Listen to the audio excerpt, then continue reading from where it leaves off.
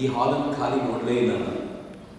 ಅದು ಯಾವುದೇ ವಿಚಾರ ಇದ್ದಾಗ, ರಾಷ್ಟ್ರದ ವಿಚಾರ ಇದ್ದಾಗಲೂ, ಧರ್ಮದ ವಿಚಾರ ಇದ್ದಾಗಲೂ ಭಾಳ ಪ್ರೀತಿಯಿಂದ ಬರ್ತೀರಾ. 6:30ಗೆ ಕಾರ್ಯಕ್ರಮ ಅಂತಂದರೆ 6:30ಗೆ ಸರಿಯಾಗಿ ಹಾಲ್ ಫುಲ್ ಆಗಿರುತ್ತಲ್ಲ, ಅದು ಭಾಳ ವಿಶೇಷ, ಮೈಸೂರಿನ ವಿಶೇಷ ಹೆಗ್ಗಳಿಕೆ ಅಂತ ನಾನು ಭಾವಿಸಿ, ಧರ್ಮ ರಕ್ಷಣೆಯ ನಿಮ್ಮ ಈ ಅಭೀಪ್ಸೆ ಜೀವನ ಪರ್ಯಂತ ಹೀಗೆ ಇರಲಿ. ಹಿಂದೂ ಧರ್ಮ ಇನ್ನೂ ಸಾವಿರಾರು ವರ್ಷಗಳ ಕಾಲ ಕೋಟ್ಯಂತರ ಜನರನ್ನು ದಡ ಮುಟ್ಟಿಸುವ ಕೆಲಸ ಮಾಡೋದಕ್ಕೆ ನಮ್ಮಂತೂ ಒಂದು ಸಣ್ಣ ಕೊಡುಗೆ ಇರಲಿ ಅಂತ ನಾನು ಅತ್ಯಂತ ಪ್ರೀತಿಯಿಂದ ಎಲ್ಲರಿಗೂ ಹಾರೈಸ್ತೇನೆ. ಕೀರ್ತಿ ಮತ್ತು ವಿಕಾಸ್ ನನ್ನ ಭಾಳ ಆತ್ಮೀಯರು. ವಿಕಾಸ್ ನನಗೆ ವಿಶೇಷವಾದ ಪರಿಚಯ ಆಗಿದ್ದು ಈ ಧರ್ಮಸ್ಥಳದ ಹೋರಾಟದ ಹೊತ್ತಲ್ಲಿ. ಆದರೆ ಕೀರ್ತಿ ಭಾಳ ಹಿಂದಿನಿಂದಲೂ ಪರಿಚಿತರು. ನಾನೀಗ ಇಬ್ಬರನ್ನೂ ವಿಶೇಷವಾಗಿ ನನ್ನ ಹುಡುಗರು ಪರಿಚಯ ಮಾಡೋದ್ರಲ್ಲಿ ಸೋದರು. ಆದರೆ ನಾನು ಹೇಳಿದೆ, ನಾನೇ ಪರಿಚಯ ಮಾಡಿಸ್ತೀನಿ, ನೀವೆಲ್ಲ ಪರಿಚಯ ಮಾಡಿಸಿದ್ರೆ ಸರಿ ಹೋಗೋದಿಲ್ಲ ಅಂತ. ಯಾಕೆ ಪರಿಚಯ ನಾನೇ ಮಾಡಿಸ್ಬೇಕು ಅಂತಂದರೆ, ಈ ಇಡೀ ಘಟನೆ ಏನು ನಡೆದಿದೆ ಧರ್ಮಸ್ಥಳದ ಕುರಿತಂತೆ ಈಗ ಟಿ ವಿಗಳಲ್ಲಿ ಬರಲಿಕ್ಕೆ ಶುರುವಾದ ಮೇಲೆ ಇಲ್ಲಿರುವಂಥ 70% ಜನಕ್ಕೆ ಧರ್ಮಸ್ಥಳದಲ್ಲೂ ಗಲಾಟೆ ಆಯಿತು ಅಂತ ಅಂದಾಜಾಗಿರ್ಬೋದು. ಇನ್ನು ಉಳಿದಿರುವಂಥ 70% ಜನ ಏನಿದ್ದೀವಿ ಅವ್ರು ಯಾವುದೇ ಸೋಷಿಯಲ್ ಮೀಡಿಯಾದಲ್ಲಿ ಇನ್ನೂ ನೋಡಲೇ ಇಲ್ಲ, ಅವ್ರಿಗೇನು ಗೊತ್ತೇ ಇಲ್ಲ. ಇವರು 6ರಿಂದ ಸಮೀರ್ MD ಅಂತಿದ್ದಾರೆ. ನಾನು ಸ್ವಲ್ಪ ಹಿರಿಯರ ಮುಖಗಳನ್ನು ನೋಡ್ತಿದ್ದೆ, ಏನು ಹೇಳ್ತಿದ್ದಾರೆ ಇವರು ಅಂತ. ಅವ್ರಿಗೆ ಗೊತ್ತೇ ಇಲ್ಲ ಸಮೀರ್ MD ಅಂದರೆ ಯಾರು ಅಂತ. ಅವನು ಏನು ಮಾಡಿದ, ಏನಾಗೋಯ್ತು, ಏನು ರಾದ್ಧಾಂತ ನಡೀತು, ಏನೂ ಗೊತ್ತಿಲ್ಲ. ಆದರೆ ಸೋಷಿಯಲ್ ಮೀಡಿಯಾ ಅಂತ ಒಂದು ಜಗತ್ತಿದೆಯಲ್ಲ, ಫೇಸ್ಬುಕ್ಕು, ವಾಟ್ಸಪ್ಪು, ಇನ್ಸ್ಟಾಗ್ರಾಮು, ಈ ಹಿಂದೆ ನಿಂತಿರುವಂಥ ವಾಲಂಟಿಯರ್ಸ್ ಒಂದು ವಿನಂತಿ ಇದೆ, ಮಹೇಂದ್ರ ಆದಿಯಾಗಿ ಎಲ್ಲರೂ ನೀವು ಮಾತಾಡಬಾರದು, ಯಾರೇ ಬಂದರೂ ನೀವು ಎಂಟ್ರಿನೇ ಕೊಡಬೇಡಿ. It's already too late. ಧರ್ಮದ ರಕ್ಷಣೆ ಆಗೋಗಿದೆ, ಈಗ ಬಂದರೆ ಉಪಯೋಗ ಇಲ್ಲ. ಹೀಗಾಗಿ ನೀವು ಎಂಟ್ರಿ ಕೊಡಬೇಡಿ, ಅಲ್ಲೇ ನಿಲ್ಲಿಸ್ಕೊಳ್ಳಿ, ಕೆಳಗೆ ನಿಂತರೂ ಕೇಳಿಸುತ್ತೆ. ಯಾಕೆಂದರೆ ನೀವು ಸೀಟ್ ಹುಡುಕೋದಕ್ಕೆ ತುಂಬ ತೊಂದರೆ ಕೊಡ್ತಿದ್ದೀರಾ. ಆಗಲಿಂದ ನಾನು ಮೆಸೇಜ್ ಹಾಕಿದ್ರು ನೋಡ್ತಿಲ್ಲ ನೀವು. ನಾವು ಹಿಂಗೆ ಬಂದರು ಧರ್ಮ ರಕ್ಷಣೆಗೆ, ನಾವೆಲ್ಲರೂ ಏನು ಕಡಿಮೆ ಇಲ್ಲ. ಮೊದಲನೇ ಗುಂಡಿಲಿ ಏನಾಯಿತು, ಏನೂ ಸಿಗಲಿಲ್ಲ, ಸಮಾಧಾನ ಆಯಿತು, ಪರವಾಗಿಲ್ಲ ಅಂತ. 2ನೇ ಗುಂಡಿಲಿ ಸಿಗಲಿಲ್ಲ, ಸ್ವಲ್ಪ ವಿಶ್ವಾಸ ಬಂತು. 3ನೇದಲ್ಲೂ ಮೂಳೆ ಸಿಕ್ಬಿಡ್ತು, ಡೌಟ್ ಬಂತು ನಮಗೆ, ಏನೋ ಇದೇ ಪ್ರಾಬ್ಲಮ್ ಅಂತ.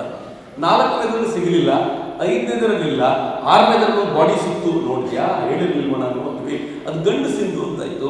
7, 8, 9, 10, 11, 12 ಈ SITನವರು ಪುಣ್ಯತ್ವರು ಅಲ್ಲಿ ಮುಗಿಸಿದ್ರು.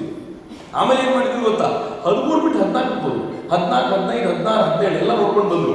13ನೇದಕ್ಕೆ ಅಂತ ವಿಶೇಷವಾದ ಗ್ರೌಂಡ್ ಪೆನೆಟ್ರೇಟಿಂಗ್ ರೆಡಾರ್ ತೆಗೆದುಕೊಂಡು ಬಂದು ಅದರ ಆಳಕ್ಕೆ ಹೋಗಿ ಅದನ್ನು ತೆಗೆದು 22 ಅಡಿ ತೆಗೆದು ನೀರು ಸಿಗ್ತಾ ಇದೆ ಅಂತ ಆಮೇಲೆ ಬಿಟ್ಟರು. ಇಲ್ಲಾಂದ್ರೆ ಬೋರ್ವೆಲ್ ಹಾಕಿರೋರು 800 ಅಡಿ ಆದರೂ ಪರವಾಗಿಲ್ಲ, ಒಂದಾದ್ರೂ ಬಾಡಿ ಹುಡುಕಿ ತೆಗಬೇಕು ಅಂತ. ಆಗ ನಮ್ಗೆ ವಿಶ್ವಾಸ ಬಂತು, ಏನೂ ಇಲ್ಲ, ಈಗ ಬರ್ತಿದ್ದೀವಿ. ಲೇಟಾಗಿ ಬಂದವ್ರ ಥರನೇ ನಾವುಗಳು ಕೂಡ ಲೇಟ್ ಎಂಟ್ರಿ ಕೊಟ್ಟು ನನಗೆ ಧರ್ಮಸ್ಥಳದ ಮೇಲೆ ವಿಶ್ವಾಸ. ಹಂಗೆ ಲೇಟ್ ಎಂಟ್ರಿ ಮಾಡಿದವರು ಯಾರು ಚಪ್ಪಾಳೆ ತಟ್ಕೊಳ್ಳೋಂಗಿಲ್ಲ. ಮುಂಚೆ ಬಂದವರಿಗೆ ಮಾತ್ರ ಮೊದಲ ಚಪ್ಪಾಳೆಯ ಗೌರವ ಇದೆ. ನಾನು ಆ ಕಾರಣಕ್ಕೆ ಅವರಿಬ್ಬರಿಗೆ ವಿಶೇಷವಾದ ಗೌರವವನ್ನು, ಅಭಿನಂದನೆಯನ್ನು ಸಲ್ಲಿಸಲಿಕ್ಕೆ ಇಚ್ಛೆ ಪಡ್ತೀನಿ. ಯಾಕೆ ಅಂತಂದರೆ, ಇಡೀ ರಾಜ್ಯದಲ್ಲಿ ಒಂದು ಸಮೂಹ ಸನ್ನಿ ಉಂಟಾಗಿತ್ತು. ಸಮೀರ್ ಅನ್ನೋಂಥ ಒಬ್ಬ ಹುಡುಗ, ಕೇಳಿದರೆ ಯಾರೋ ಹಿಂದೂ ಇರಬೇಕು ಅಂತ ಅನ್ಸುತ್ತೆ, ಹಿಂದೂ ಅಲ್ಲ, ಮುಸ್ಲಿಂ, ಅದಕ್ಕೆ ನಾನು ಸಮೀರ್ ಮುಲ್ಲಾ ಅಂತ ಕರೆಯೋದು. ಸಮೀರ್ ಮುಲ್ಲಾ ಅಂತ ಒಬ್ಬ ಹುಡುಗ ಒಂದು ವಿಡಿಯೋ ಮಾಡಿದ. ಆ ವಿಡಿಯೋದಲ್ಲಿ ಏನು ಹೇಳಿದ ಅಂತಂದ್ರೆ, AI ಟೆಕ್ನಾಲಜಿ ಬಳಸಿಕೊಂಡು ಹೇಗೆ ಧರ್ಮಸ್ಥಳದಲ್ಲಿರುವಂಥ ಕೆಲವರು ಅತ್ಯಾಚಾರ ಮಾಡಿ ಒಂದು ಹೆಣ್ಣು ಮಗಳನ್ನು ಊದ್ಬಿಟ್ರು ಅಂತ ಮಾಡಿದ. ಎಲ್ಲೂ ಕೂಡ ಧರ್ಮಸ್ಥಳದ ಪ್ರಮುಖರ ಹೆಸರು ತರಲಿಲ್ಲ, ಆದರೆ ಗೊತ್ತಾಗುವಂತಿತ್ತು ಇವ್ರ ಬಗ್ಗೆನೇ ನಾನು ಮಾತಾಡ್ತಿದ್ದೀನಿ ಅಂತ. ಎಷ್ಟು ವೈರಲ್ ಆಯಿತು ಅಂತಂದ್ರೆ, ಕರ್ನಾಟಕದಲ್ಲಿ ನಾವು ಒಂದು 6.5-7 ಕೋಟಿ ಜನ ಇದ್ದೀವಿ. 7 ಕೋಟಿ ಜನರಲ್ಲಿ ಮಕ್ಕಳು ವೃದ್ಧರನ್ನು ತೆಗೆದ್ರೆ ಒಂದು 4 ಕೋಟಿ ಜನ ಸಿಗ್ಬೋದು. 4 ಕೋಟಿ ಜನರಲ್ಲಿ 1 ಕೋಟಿ ಜನ ವಿಡಿಯೋ ನೋಡಿದ್ರು. 1.5 ಕೋಟಿ,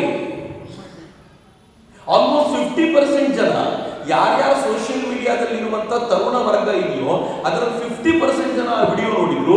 ವಿಡಿಯೋ ಹೆಂಗ್ ಸ್ಪ್ರೆಡ್ ಆಯ್ತು ಅಂತಂದ್ರೆ, ಕಾಲೇಜ್ ಮಕ್ಕಳುಗಳಲ್ಲಿ ವಿಡಿಯೋ ನೋಡಿ, ವಿಡಿಯೋ ಹೋಗಿದೆ ನೋಡಿ, ಏನ್ ಮಾಡ್ಬಿಟ್ಟಿದ್ದಾರೆ, ಇದು ಧರ್ಮಸ್ಥಳದ ಬಗ್ಗೆ ಒಂದು ಮಾತಾಡ್ತಿರೋದು ಅಂತ ಅದು ಗೊತ್ತಾಗೋ ತರ ಮಾಡಿರೋದ್ರಿಂದ ಧರ್ಮಸ್ಥಳ ಅಂತ ಎಲ್ಲ ಕಡೆ ಬಂದಿದೆ. ಹೇಗೆ ಸುದ್ದಿ ಆಗಿದೆ ಅಂತಂದ್ರೆ, ಈಗೇನಾದ್ರೂ ಧರ್ಮಸ್ಥಳದ ಪರವಾಗಿ ಯಾರಾದ್ರೂ ಮಾತನಾಡಿದ್ರೆ ಹೊಡಿತಾರೆ ಅನ್ನೋ ಕಾಲಕ್ಕೆ ಇದೇ ಮೈಸೂರಿನ ವಿಕಾಸ ಒಂದು ವಿಡಿಯೋ ಮಾಡಿದ, ನಾನು ನಿಂತ್ಕೊಂಡಿದ್ದೀನಿ ಧರ್ಮಸ್ಥಳದ ಪರವಾಗಿ, ಯಾವ ನಿಂತ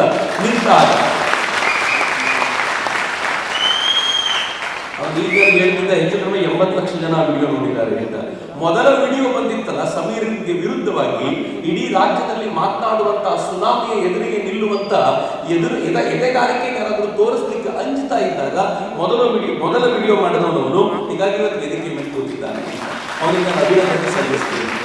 ಈ ವಿರೋಧಿಗಳ ಗ್ರೂಪ್ ಇದೆಯಲ್ಲ, ಅದರಲ್ಲಿ ಮುಸಲ್ಮಾನರಿದ್ದಾರೆ, ಅದರಲ್ಲಿ ಸೌಜನ್ಯ ಪರ ಹೋರಾಟಗಾರರು ಅಂತ ಅನ್ಕೊಂಡು ಫೇಕ್ ಐ ಡಿ ಮಾಡ್ಕೊಂಡು ಕೂತಿರೋರಿದ್ದಾರೆ, ಅದರಲ್ಲಿ ಲೆಫ್ಟಿಸ್ಟ್ ಗ್ರೂಪ್ ಇದೆ. ಇವರೆಲ್ಲರೂ ಸೇರ್ಕೊಂಡು ಹೇಗೆ ಮಾತನಾಡ್ಲಿಕ್ಕೆ ಶುರು ಮಾಡ್ತಾರೆ ಅಂತಂದ್ರೆ, ಅವ್ರು ಕೀರ್ತಿನ ಬೈಯಲ್ಲ, ವಿಚಾರದ ಕುರಿತಂತೆ ಮಾತನಾಡ್ಲಿಕ್ಕೆ ದಮ್ ಇರೋದಿಲ್ಲ ಅವರಿಗೆ. ಕೀರ್ತಿಯವರ ಅಕ್ಕ, ಕೀರ್ತಿಯವರ ಅಮ್ಮ, ಕೀರ್ತಿ ಫ್ಯಾಮಿಲಿ ಇದನ್ನೆಲ್ಲ ಹಿಡ್ಕೊಂಡು ಬಂದು ಯಾವ ತರ ಮಾತನಾಡ್ತಾರೆ ಅಂತಂದ್ರೆ, ನೀವು ಅದನ್ನು ನೋಡ್ತಾ ಇದ್ರೆ ಇವನಿಗೆ ಯಾಕಾದ್ರೂ ಬೇಕಪ್ಪ ಅಂತ ಅನ್ಸುತ್ತೆ. ತುಂಬಾ ಜನ ಹೇಳಿರ್ಲಿಕ್ಕೆ ಸಾಕು, ನಿನಗೆ ಯಾಕೋ ಬೇಕು, ನೀನು ಪಾಡಿಗೆ ನೀರೋ ಅಂತ ಹೇಳಿದ್ರೆ ಆಗ ಕೀರ್ತಿ ಏನು ಉತ್ತರ ಕೊಟ್ಟಿರ್ಬೋದು ಅಂತ ನಂಗೆ ಗೊತ್ತು.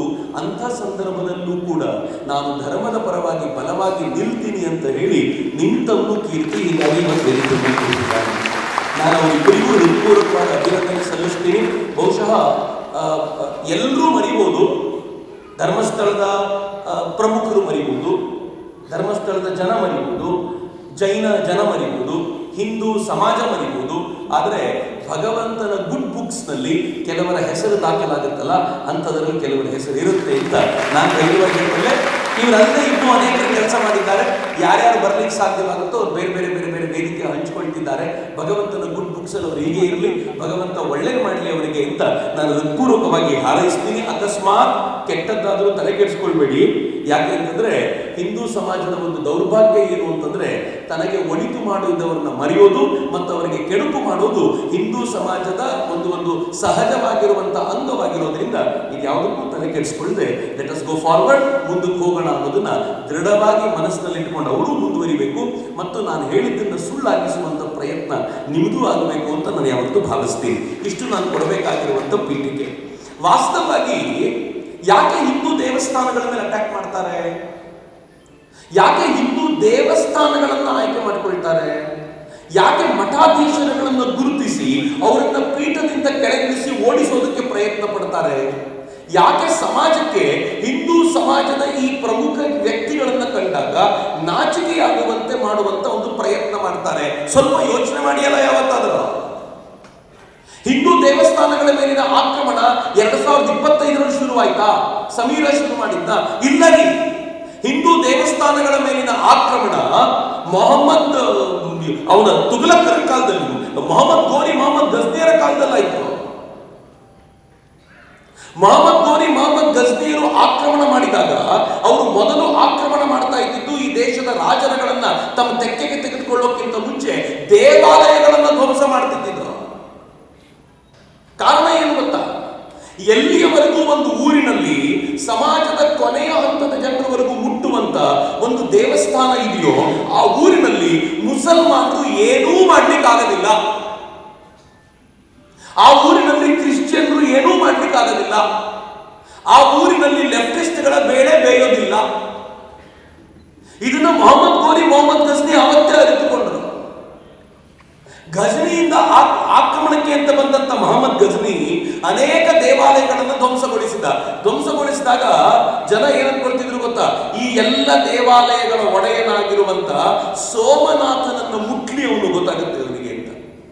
ನಾನು ಹಿಂಗೆ ದೇವ್ರು ನೋಡ್ಕೋತಾರೆ, ನಾವೇ ಕಡ್ಲೆಕಾಯಿ ತಿನ್ಲಿಕ್ಕೆ ಇರೋದ? ಸೋಮನಾಥನನ್ನು ಮುಟ್ಲಿ ಅಂತ ಅವನು ಕಿವಿಗೆ ಬಿಟ್ಟು, ಸೋಮನಾಥದ ಮೇಲೆ ವಿಶ್ವಾಸ ತಾನೇ ಇರುತ್ತೆ ನಿಮಗೆ, ಅವಳಿ ಸೋಮನಾಥಕ್ಕೆ ಹೋಗ್ತೀನಿ ಅಂತ ಸೋಮನಾಥದ ಮೇಲೆ ಆಕ್ರಮಣಕ್ಕೆ ಅಂತ ಹೋದಾಗ ಸೋಮನಾಥದ ರಕ್ಷಣೆಗೆ ನಿಲ್ಲಬೇಕಾಗಿದ್ದ ರಾಜ ಓಡೋಗಿದ್ದ. ಅವನಿಗೆ ಎದುರಿಸೋ ಧೈರ್ಯ ಇರಬೇಕು. ಆಗ ಏನ್ ಮಾಡಿದ್ರು ಗೊತ್ತಾ? ಕೈಯಲ್ಲಿ ಶಸ್ತ್ರವೇ ಇಲ್ಲದ ಭಕ್ತರು ಯಾರು ಪೂಜೆಗೆ ಅಂತ ಹೋಗಿದ್ರೋ, ಯಾರು ಪೂಜೆ ಮಾಡ್ಲಿಕ್ಕೆ ಅಂತ ನಿಂತ ಪೂಜಾರಿಗಳಿದ್ರೋ ಅವರು ಬಲವಾಗಿ ಕೈ ಹಿಡ್ಕೊಂಡು ನಿಂತರು. ಕೊನೆ ಉಸಿರಿನವರೆಗೂ ಹೋರಾಟ ಮಾಡ್ತೀವಿ, ಈ ದೇವಸ್ಥಾನವನ್ನು ಬಿಟ್ಕೊಡೋದಿಲ್ಲ ಅಂತ ಫೈಟಿಗೆ ನಿಂತವ್ರು ಸಾಮಾನ್ಯ ಜನ 50,000 ಜನ ನಿಂತಿದ್ರಂತ. ಅವನು ಮುಲಾಕ್ ನೋಡದೆ ಪ್ರತಿಯೊಬ್ಬರನ್ನ ಕಳೆದು ಬಿಸಾಕಿ ಅಲ್ಲಿನ ಮೂರ್ತಿಯನ್ನ ತೆಗೆದುಕೊಂಡು ಬಂದ, ಚೂರು ಮಾಡಿದ, ತನ್ನ ದೇಶಕ್ಕೆ ತೆಗೆದುಕೊಂಡು ಹೋಗಿ ತಾನು ಹತ್ತುವ ಸಿಂಹಾಸನದ ಮೆಟ್ಟಿಲಾಗಿ ಮಾಡಿಕೊಂಡ ಅಲ್ಲಿನ ಪ್ರಮುಖ ಶಿವಲಿಂಗವನ್ನ. ಯಾಕೆ ಗೊತ್ತಾ? ಹರಟು ಮಾಡಬೇಕು ಅಂತ. ನೀವು ಯಾವ ಶಿವಲಿಂಗವನ್ನು ಪೂಜಿಸ್ತಾ ಇದ್ರಲ್ಲ ಅದ್ರ ಮೇಲೆ ಕಾಲಿಟ್ಟು ಓಡಾಡ್ತಾ ಇದ್ದೀನಿ ನೋಡಿ ಅಂತ. ಇವತ್ತಿಗೂ ಕೆಲವು ಜಿಹಾದಿ ಎಲಿಮೆಂಟ್ಗಳು ನಮ್ಮ ಶಿವಲಿಂಗದ ಮೇಲೆ ಕಾಲಿಟ್ಟು ಫೋಟೋ ತೆಕ್ಕೋತಾರೆ, ಸೆಲ್ಫಿ ತೆಕ್ಕೋತಾರೆ, ನೋಡಿದ್ರೆ ತುಂಬಾ ದೊಡ್ಡ ಗಲಾಟೆ ಆಗುತ್ತೆ. ಆ ಸೆಲ್ಫಿ ತೆಗೆದುಕೊಂಡಿದ್ದವನು ಈ ತರದ ಕಾಂಗ್ರೆಸ್ ಗವರ್ಮೆಂಟ್ ಇರುವಂತ ರಾಜ್ಯ, ನಾನು ಪೊಲಿಟಿಕಲ್ ಅಂತ ತಿಳ್ಕೊಳ್ಬೇಡಿ, ಬಟ್ ಫ್ಯಾಕ್ಟ್ ಅದು. ಕಾಂಗ್ರೆಸ್ ಗವರ್ಮೆಂಟ್ ಇರುವಂತ ರಾಜ್ಯ ಆದ್ರೆ ಗಲಾಟೆ ಆಗುತ್ತೆ, ತಣ್ಣಗೆ ಹೋಗ್ಬಿಡುತ್ತೆ. ಈಗ ಭುವನೇಶ್ವರಿ ದೇವಿಯನ್ನ ಒಪ್ಪದೇ ಇರುವಂತ ಒಂದು ಹೆಣ್ಣು ಮಗಳ ಹತ್ರ ಚಾಮುಂಡೇಶ್ವರಿ ದೇವಿಯ ಉತ್ಸವವನ್ನ ಮಾಡಿಸಿದಾಗ ಏನ್ ಮಾಡ್ಲಿಕ್ಕೆ ಆಯ್ತಪ್ಪ ನಿಮ್ಮ ಹತ್ರ? ಏನ್ ಮಾಡ್ತೀರಿ? ನಾನಿದ್ದು ಉದ್ಘಾಟನೆ ಆಗುತ್ತೆ, ನಮ್ಗೆ ವಿರೋಧ ಇತ್ತು ಅಂತೀರಾ, ಉದ್ಘಾಟನೆಗೆ ಹೋಗ್ತೀರಾ, ಉತ್ಸವ ನೋಡ್ತೀರಾ, ವಾ ಚೆನ್ನಾಗಿದೆ ಅಂತ ಹೇಳ್ತೀರಾ, ಕೊನೆಗೆ ಪತ್ರಿಕೆಗಳಲ್ಲಿ ಬರೀತಾರೆ. ಎಲ್ಲ ವಿರೋಧದ ನಡುವೆಯೂ ಹಿಂದೂಗಳು ಶಾಂತವಾಗಿ ಸ್ವೀಕರಿಸಿದರು. ಏನು ಮನೋಭಾವ ಹಿಂದೂಗಳು? ಮಣ್ಣಗಟ್ಟಿ ಮನೋಭಾವ. ಸಾರಿ, ಬಹಳ ಭಾವುಕನಾಗ್ತಿ, ನಾನು ಕೋಪಿಸ್ಕೊಂಡೆ. ನನಗೆ ಬಹಳ ಆಕ್ರೋಶ ಏರುತ್ತೆ. ಏನ್ ನರಸತ್ತ ಜನಾಂಗಪ್ಪ ನಮ್ದು ಅಂತ ಅನ್ಸುತ್ತೆ ನನಗೆ. ಏನು ಮಾಡೋದು? ಫೇಸ್ಬುಕ್ ಅಲ್ಲಿ ಫೈಟ್, ಟಿವಿ ಸ್ಟುಡಿಯೋಗಳಲ್ಲಿ ಫೈಟ್, ಪ್ರತ್ಯಕ್ಷವಾದ ಭೂಮಿಗೆ ಬಂದಾಗ ಗಲಾಟೆ ಇಲ್ಲ. ಮುಸಲ್ಮಾನರದಕ್ಕೆ ಮಾಡ್ಲಿ, ಹಿಂಗೆ ದಮ್ಮಿದ್ರೆ ಮಾಡಿ ತೋರಿಸ್ತೀವಿ. ಅವತ್ತು ಹಾಗೆ ಆಯ್ತು. ಆಕ್ರಮಣಗಳ ಮೇಲೆ ಆಕ್ರಮಣಗಳು ಮಾಡಿ ಅವನು ನಮ್ಮನ್ನು ಹರ್ಟ್ ಮಾಡಬೇಕು ಅಂತ ಮಾಡ್ದ. ಏನೂ ಮಾಡ್ಲಿಕ್ಕಾಗಲಿಲ್ಲ. ನಾವು ಕೊನೆಗೂ ಏನು ಅನ್ಕೊಂಡ್ರಿ ಗೊತ್ತಾ? ಒಂದಲ್ಲ ಒಂದು ದಿನ ಸೋಮನಾಥ ಎದ್ದು ಬರ್ತಾನೆ, ಇವ್ರಿಗೆಲ್ಲರಿಗೂ ಪಾಠ ಕಲಿಸ್ತಾನೆ. ಸೋಮನಾಥ ಕಲಿಸ್ತಾನ್ರಿ, ಅವನು ಸರಿಯಾದ ಟೈಮ್ ನೋಡಿ ಕಲಿಸ್ತಾನೆ, ನಮಗೋಸ್ಕರ ಕಾಯ್ತಾನೆ. ನನ್ನ ಮಕ್ಕಳು ನನ್ನನ್ನು ಪೂಜೆ ಮಾಡಿದವರು, ನನ್ನಿಂದ ಎಲ್ಲವನ್ನೂ ಪಡ್ಕೊಂಡವರು ಏನಾದರೂ ಮಾಡ್ತಾರಾ, ನನ್ನ ಪರವಾಗಿ ಎದ್ದು ನಿಲ್ತಾರ ಕಾದು ಕಾದು ಕಾದು ಕೊನೆಗೆ ಸೋಮನಾಥನ ಎದ್ದು ನಿಂತು ಅವ್ರನ್ನೆಲ್ಲರೂ ಕಥೆ ಮುಗಿಸಿ ಮತ್ತೊಮ್ಮೆ ವೈಭವದ ಆ ಮಂದಿರದಲ್ಲಿ ಮತ್ತೊಮ್ಮೆ ಪುನರ್ ಪ್ರತಿಷ್ಠಾಪಿತನಾಗಿ ಯಾರ್ಯಾರು ಒಡೆದಾಕ್ಲಿಕ್ಕೆ ಅಂತ ಬಂದಿದ್ರು ಅವ್ರ ಎದುರುಗಡೆ ಇವತ್ತು ಎದೆ ಎತ್ತಿ ನಿಂತಿದ್ದಾನೆ. 1000 ಸಲ ಒಡೆದಾಕಿದ್ರು ಮತ್ತೆ ನಿಲ್ತೀನಿ ಕಡ್ರ ನಿಮ್ಮ ಅಪ್ಪ ನಾನು ಅಂತ ಆತ ಹೇಳೋ ಮಟ್ಟಿಗೆ ಸೋಮನಾಥ ಮತ್ತೆ ಎದ್ದಿಂದ ನಾವೇ ಮಾಡಿದ್ವಿ.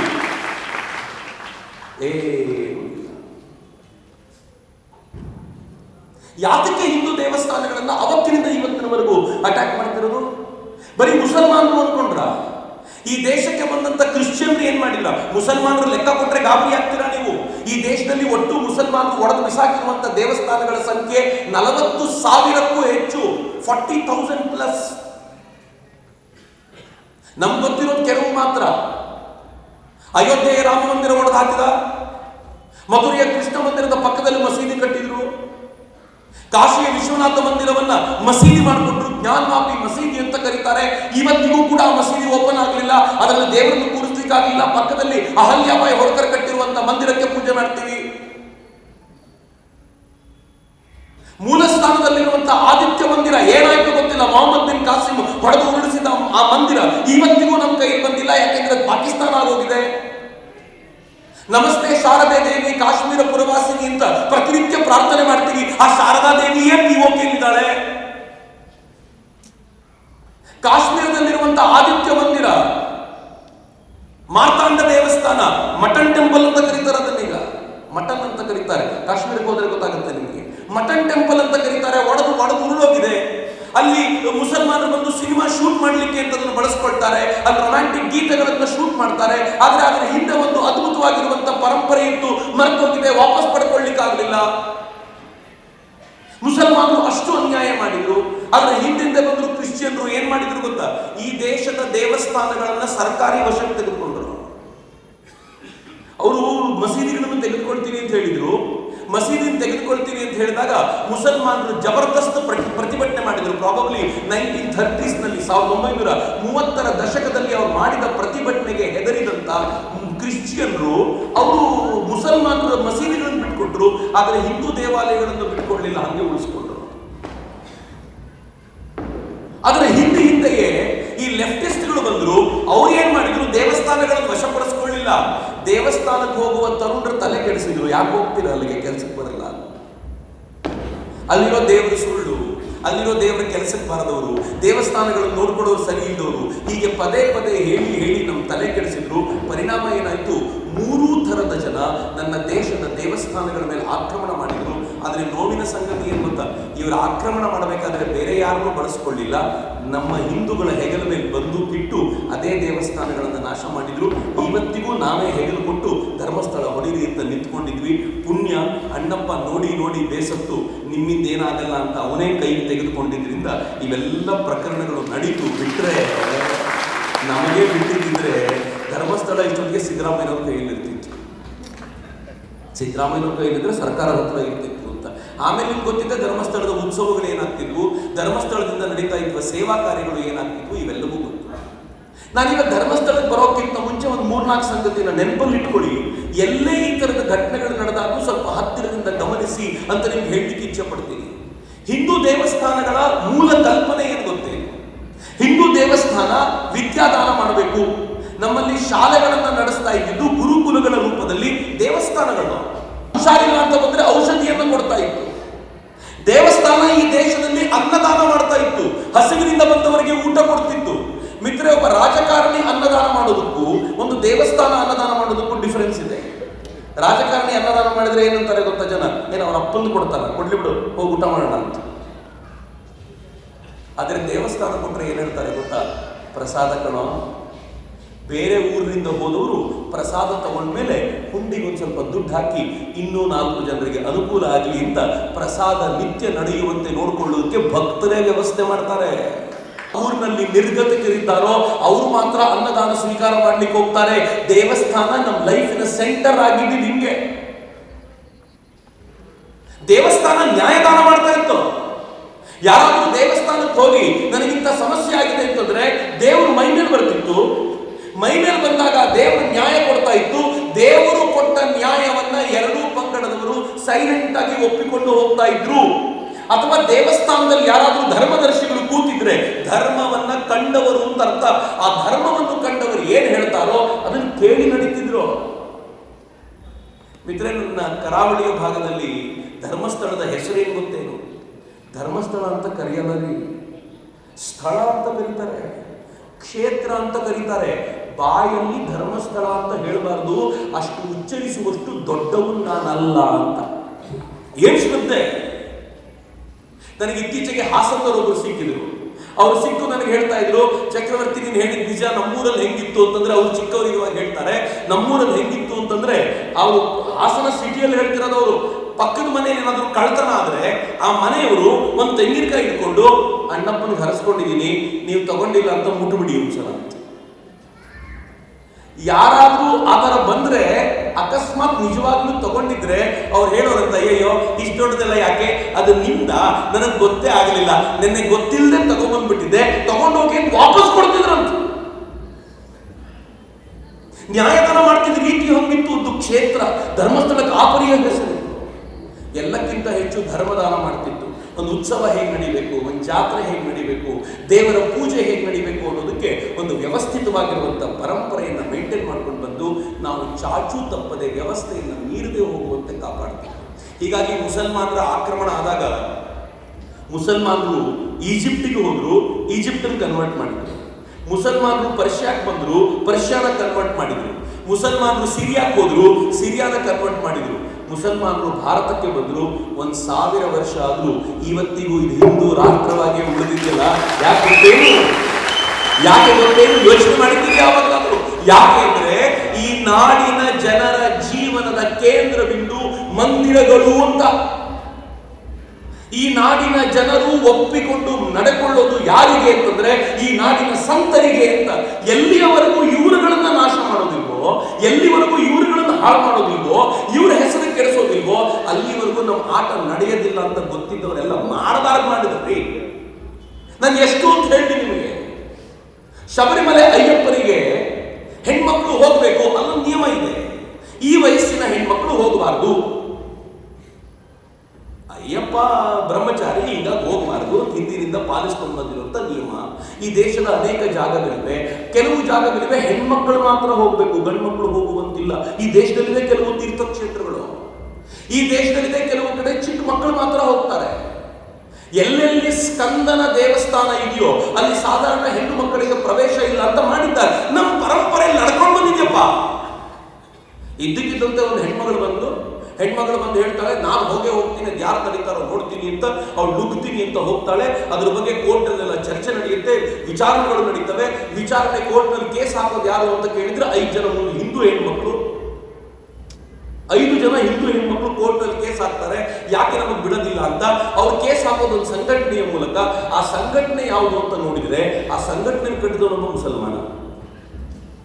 ನಮ್ಮ ಕಣ್ಣೆದುರಿಗೆ ಕಾಣೋದು 5 ಜನ ಹಿಂದೂ ಹೆಣ್ಮಕ್ಳು, ಹಿಂದೆ ಇರೋ ಮುಸಲ್ಮಾನ್ ಕಾಣೋದೇ ಇಲ್ಲ. ನಾವು ಅಂದ್ಕೊಳ್ತೀವಿ ಹಿಂದೂಗಳ ಜೊತೆ ಫೈಟ್ ಮಾಡ್ತಿದ್ದಾರೆ. ಇಲ್ಲ ರೀ, ಹಿಂದೂಗಳ ಹಿಂದೆ ಒಬ್ಬ ಮುಸಲ್ಮಾನ ಕೂತಿರ್ತಾನೆ, ಒಬ್ಬ ಕ್ರಿಶ್ಚಿಯನ್ ಕೂತಿರ್ತಾನೆ, ಒಬ್ಬ ಲೆಫ್ಟ್ ಲಿಬರಲ್ ಕೂತಿರ್ತಾನೆ. ಇವ್ರು ಸೇರ್ಕೊಂಡು ವ್ಯವಸ್ಥಿತವಾಗಿ ಮಾಡ್ತಾರೆ. ನೆನಪು ಮಾಡ್ಕೊಳ್ಳಿ, ಶನಿಶಿಂಗನಾಪುರಕ್ಕೆ ಭೂಮಾತಾ ಬ್ರಿಗೇಡ್ ಅಂತ ಒಂದು ಬ್ರಿಗೇಡ್ ಅನ್ನ ಕಟ್ಟಿಕೊಂಡು ಒಂದು ಹೆಣ್ಣು ಮಗಳು ನಾನು ಶನಿಶಿಂಗನಾಪುರಕ್ಕೆ ಎಂಟ್ರಿ ಮಾಡ್ತೀನಿ ಅಂತ ನುಗ್ಗುವಂತ ಪ್ರಯತ್ನ ಮಾಡಿದಾಗ ಎಷ್ಟು ದೊಡ್ಡ ಗಲಾಟೆ ಆಯಿತು.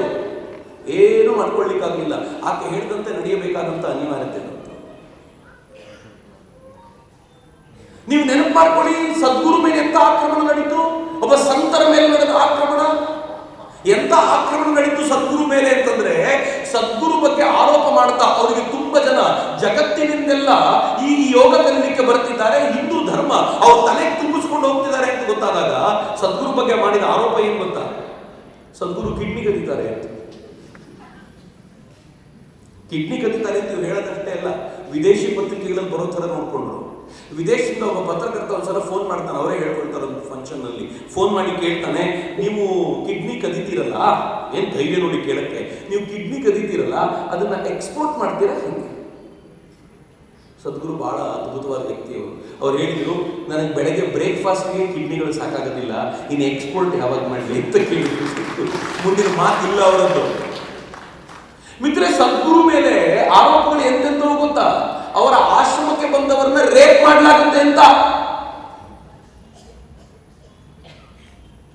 ರವಿಶಂಕರ್ ಗುರೂಜಿಯವರ ಬಗ್ಗೆ ಜಮೀನಿನ ಕಳ್ಳರು ಅಂದ್ರಲ್ಲ, ಎಷ್ಟು ವ್ಯವಸ್ಥಿತವಾಗಿ ಷಡ್ಯಂತ್ರವನ್ನ ಮಾಡಿ ಯಾರ್ಯಾರು ಈ ದೇಶದ ಸಂತರು ಜಗದ್ವ್ಯಾಪಿಯಾಗಿ ಬೆಳೀತಾ ಇದ್ದಾರೋ, ಹಿಂದೂ ಧರ್ಮದ ಪ್ರಭಾವವನ್ನು ಜಗತ್ತಿಗೆ ಮುಟ್ಟಿಸುವಂತ ಪ್ರಯತ್ನ ಮಾಡ್ತಿದ್ದಾರೋ ಅವರೆಲ್ಲರ ಮೇಲೂ ಕೆಸರೆರಚುವಂತ ಪ್ರಯತ್ನ ನಾವು ಅದನ್ನು ನೋಡ್ತಿರ್ತೀವಿ. ಅದು ನ್ಯೂಯಾರ್ಕ್ ಟೈಮ್ಸ್ ಅಲ್ಲಿ ಬಂದಿದೆ, ಹಿಂಗಾಗಿ ಸತ್ಯ ಇರಬೇಕು ಅಂತ. ಕಳ್ಳರ ಪತ್ರಿಕೆ ಅದು. ಭಾರತದ ಬಗ್ಗೆ ಒಂದಿನ ಒಳ್ಳೆ ಮಾತು ಬರೆದಿಲ್ಲ ಅದು. BBC ಅಲ್ಲಿ ಬಂದಿದೆ, ಅದಕ್ಕೆ ಸತ್ಯ ಇರಬಹುದು ಅಂತ. ಅಲ್ ಜಜೀರಾ ಬರೆದು ಬಿಟ್ಟಿದೆ, ಅದಕ್ಕೆ ಸತ್ಯ ಅಂತ. ಯಾಕೆ ಹೇಳ್ತಿದ್ದೀನಿ ಗೊತ್ತಾ? ಧರ್ಮಸ್ಥಳದ ಪ್ರಕರಣದ ಕುರಿತಂತೆ ಮೊದಲಿಗೆ ಅಂತಾರಾಷ್ಟ್ರೀಯ ಮೀಡಿಯಾದಲ್ಲಿ ವರದಿ ಮಾಡಿದ್ದು ಅಲ್ ಜಜೀರಾ.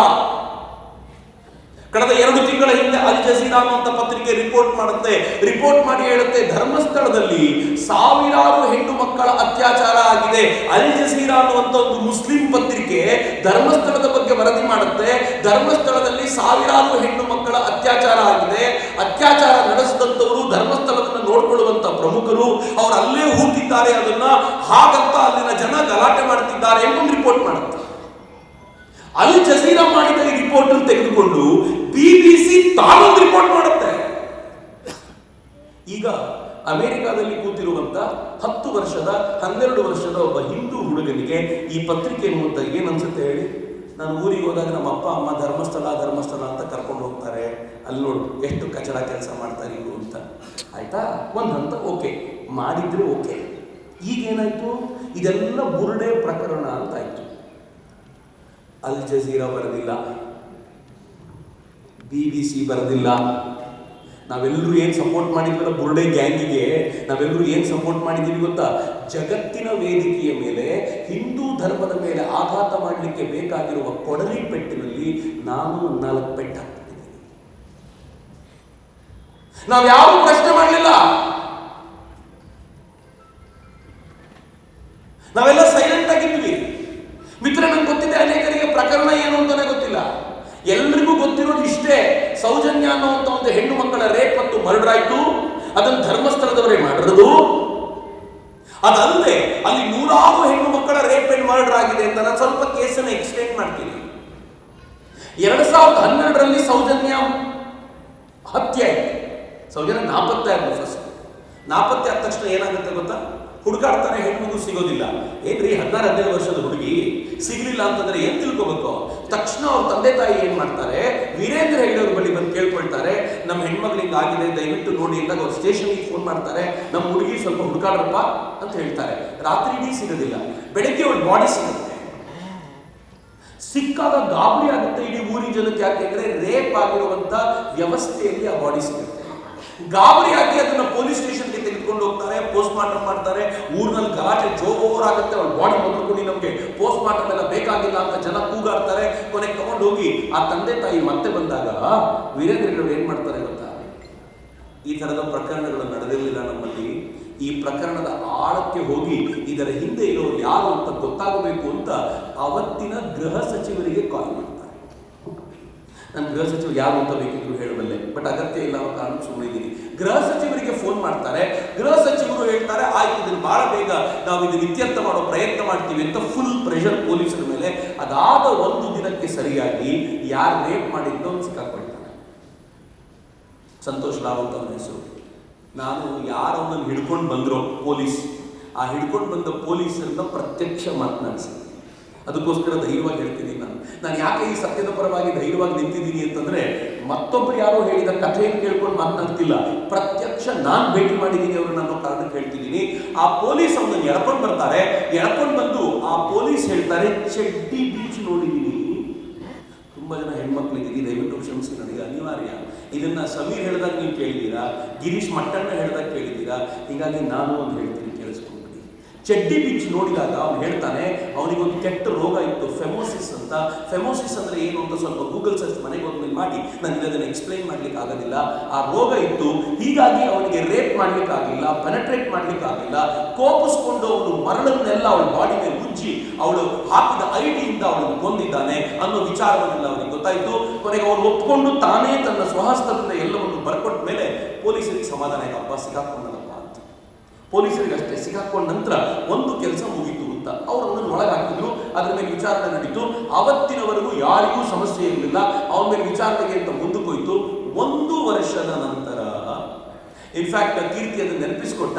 ಅವತ್ತಿನ ದಿನ ಇದೇ ಮಹೇಶ್ ಶೆಟ್ಟಿ ತಿಮ್ಮರೋಡಿ ಅವನನ್ನು ಆಚೆ ಕಳಿಸಿ, ಈಗ ಅವನನ್ನು ಸಾಯಿಸ್ತೀನಿ ನಾನು ಅಂತ ತುಂಬಾ ಗಂಭೀರವಾಗಿ ಮಾತನಾಡಿದವನು.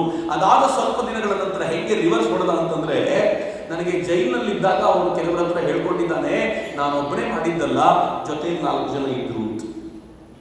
ಚೇಂಜ್ ಗಮನಿಸಿಲ್ಲ? ಮೊದಲು ಇವನೇ ಮಾಡ್ದ, ಸಿಕ್ಕಿದ್ರೆ ಸುಟ್ಬಿಡ್ತೀನಿ ಎಂದವರು, ಇವನೊಬ್ಬನೇ ಅಲ್ಲ, ಜೊತೆ 4 ಜನ ಸೇರ್ಕೊಂಡು ಮಾಡಿದ್ದೀನಿ ಅಂತ ಹೇಳ್ದ ಅಂತ. ಅವನೇ ಜೊತೆ 4 ಜನರ ಜೊತೆ ಸೇರ್ಕೊಂಡು ಮಾಡಿದ್ದೀನಿ ಅಂತ ಆದ್ರೆ ಅವನೇ ನಿರಪರಾಧಿ ಆಗ್ತಾನೆ. 4 ಜನರ ಜೊತೆಗೆ ಇವನು ಕೂಡ ಅಪರಾಧಿ.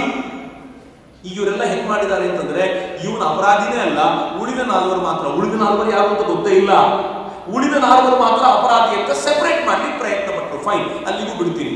2013 ನಲ್ಲಿ ಇವರೊಂದು ಖಾಸಗಿ ಟಿವಿ ಚಾನಲ್ ಒಂದು ಸಂದರ್ಶನ ಕೊಡ್ತಾರೆ.